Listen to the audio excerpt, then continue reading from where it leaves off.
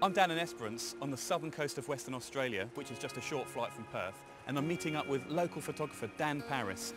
Rich, how are you, mate? He's going to be taking me out on a bit of a road trip to look at the dramatic coastline and some of the whitest beaches they have in Australia. Hopefully, I'll be picking up a few photography tips along the way.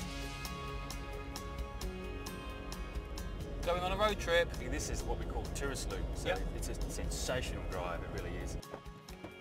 For a photographer, it's just endless. There's subject everywhere. The landscape just keeps evolving and changing. I love it. It's kind of got romance about it, hasn't it? I mean, you're not often sharing a beach if you don't want to. Culture here is to go camping, and all through my childhood that's what we did, and you know, I'm introducing that to my children now as well, and all those sorts of hands-on skills, which in essence what they do is they get you up very close and personal with your environment. Oh my God, blimey. Oh, this is amazing. That is a spectacular view, isn't it? Oh. So, can anyone drive on the beach down here? Oh yeah, it's easy. I mean, it's rock hard, it's really, really easy. The further you go, there's beaches you can choose that are more challenging. Yeah. It just comes down to letting your tyres down, putting it in low range, and that's good, isn't it? It's just a bit of adventure driving. It is.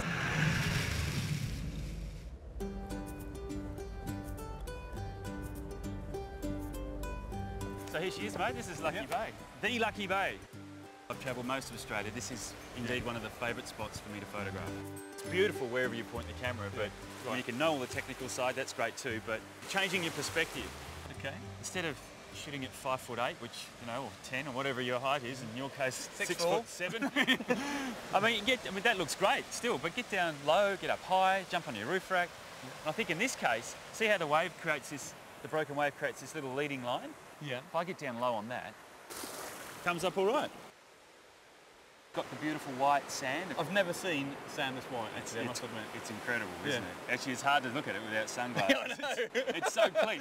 Can you see how there's these really lovely layers? There's like the white sand, there's the blue ocean, and it's different hues. Different levels. Even the lines of the white waves breaking and in the blue sky. There's all these beautiful layers. It is layers, isn't it? And contrasting really good colours as well all the way through. Yeah, they all marry together really well. So what I was thinking, if I can zoom in and take just a snapshot, a section of that, it might be a nice little abstract image. Nice.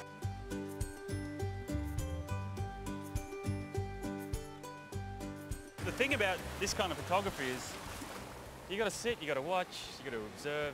But if we can get out a bit deeper and get one of these waves breaking, two of them. It takes a while, trial and error.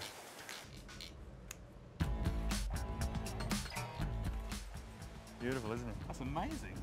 This is where we're camping. This is it, 50 metres to the beach.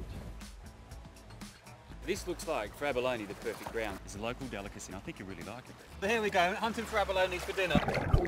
They love the shallows, the roa. We're getting the little black ones. There's green and brown as well, but the little roa, they're the sweet ones.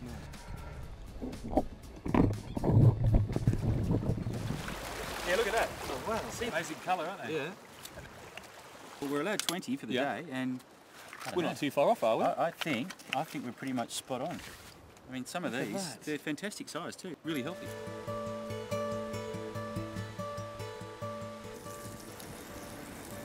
They've been tenderised, they've been sliced. There we go, stick them in, Dan. Fresh, straight from the rocks. I came up with this little recipe with what was left in my camping box. I had some oyster sauce, I had some flour, some cracked pepper, put it all together.